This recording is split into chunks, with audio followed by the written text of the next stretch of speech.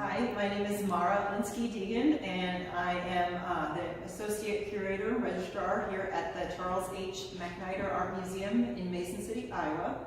And today we're going to talk about the piece that we have in our collection by Dale Chihuly. We're going to talk a little bit about the piece and then also a little bit about glass blowing.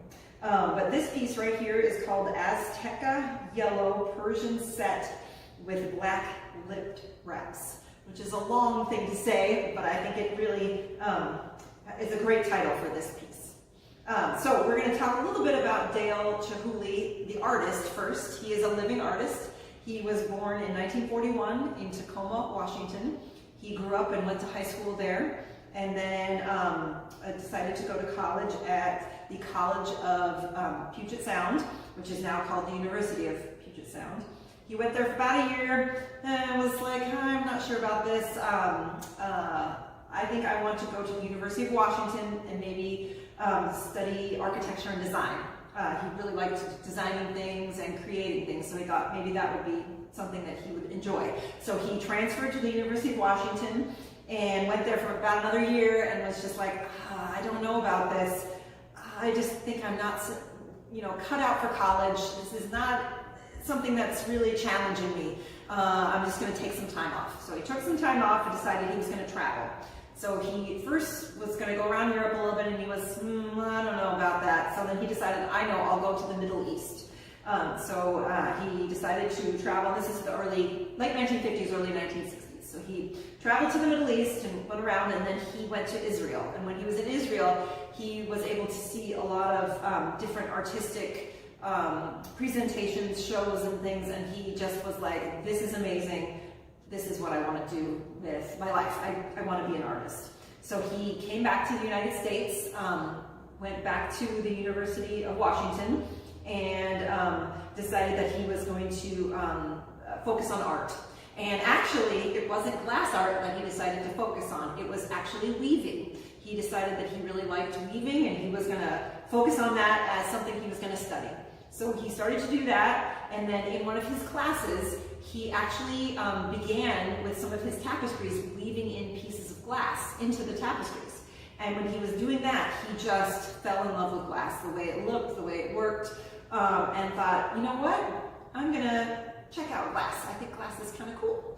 And so in 1965, he was actually able to blow a piece of glass himself. He did it by melting down some stained glass. He took a lead pipe that he had, or a metal pipe, excuse me, and was able to pick up a little bit of glass and blow on the end of it, almost like blowing up a balloon. We'll talk about the process in just a minute. But he just, from then on, fell in love, said, you know what, this is definitely what I'd like to do. He finished at the University of Washington and then actually went on to the University of Wisconsin-Madison and got his degree in sculpture. And then he went on to the Rhode Island School of Design, and there he got his Master of Fine Arts in, I believe it was the late 1960s. One thing that's very recognizable about Dale Chihuly when you see a picture of him is that he wears an eye patch.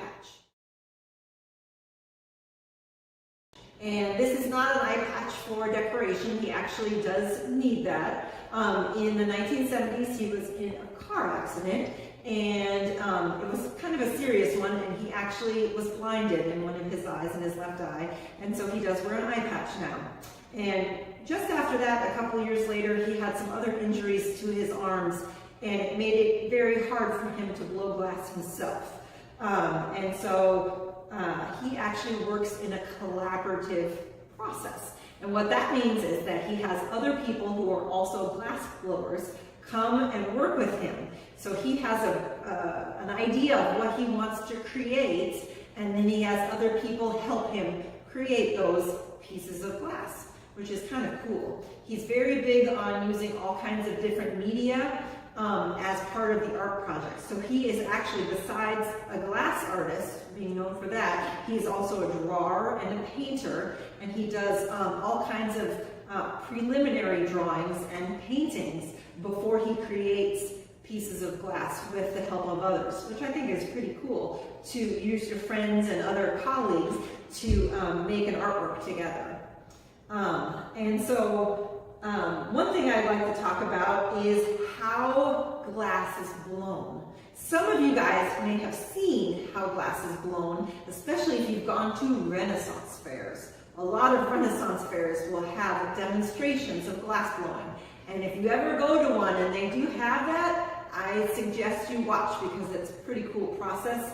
And also a lot of glass blowers will talk you through what they're doing as they're going. Well, Dale Chihuly here was actually one of the co-founders of the Pilchuck Glass School, and that's in near Stanwood, Washington. It's kind of in the northwestern part of Washington. And he also was kind of a helper in putting together the Museum of Glass in Tacoma. And one thing that they have at the Museum of Glass that they also have at the Pilchuck Glass School, it's hard to say all at once, is a hot shop. So when you're talking about glass and you hear the word hot shop, that is a place that people go to blow glass. And I'm really going to kind of quickly walk through what a hot shop looks like and what they do there. And then I'll have some information at the end of this talk where you can go to learn a little bit more about hot shops and what they do, and maybe even see a video or two, because it's a pretty cool process. So pretty much what happens is they have a really big oven, and that oven is very hot. We're talking a couple thousand degrees, and within that oven is molten glass. And it's kind of liquefied glass, but when I say liquefied, I don't mean like water. It's liquefied like, this is the way I like to think of it. If you take a Laffy Taffy, I love the Laffy Taffies, and if you take one of those and put it in your pocket for a little while, it gets kind of warm and it gets kind of bendy and almost like you can pull it apart. It's almost like that. It's a little bit more liquefied, but it's kind of that same idea where it's thick and you can still kind of make it into groups, take a bunch of glass out, but it's not really hard, where like glass like this where you can't tink on it with your finger. So they take that molten glass out and they have it on the end of a rod. And the rod is a big long pole with a hole in the middle, kind of like a big metal straw.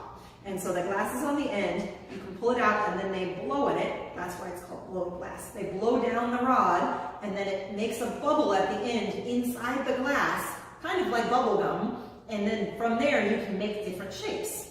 And the one thing you do have to keep doing though is as you're working with the glass, if it starts to cool down a little bit, you have to actually stick it back in the oven, not back in the glass, just in the oven so it stays pretty hot so that you can keep working it with it. Because once it starts to cool, it'll harden and then you can't shape it too much anymore with the blowing anymore. So the blowing part of it is done once it kind of starts to cool. So once you are done though, they put it in a special kind of oven, which is called an annealing oven. An annealing oven, it's hard to say, is an oven that starts off hot and it actually goes in the reverse of a regular oven. It starts off hot and it gets cooler and cooler and cooler. That way the glass will cool kind of slowly and it won't cool really fast, because if it cools really, really fast, it'll break.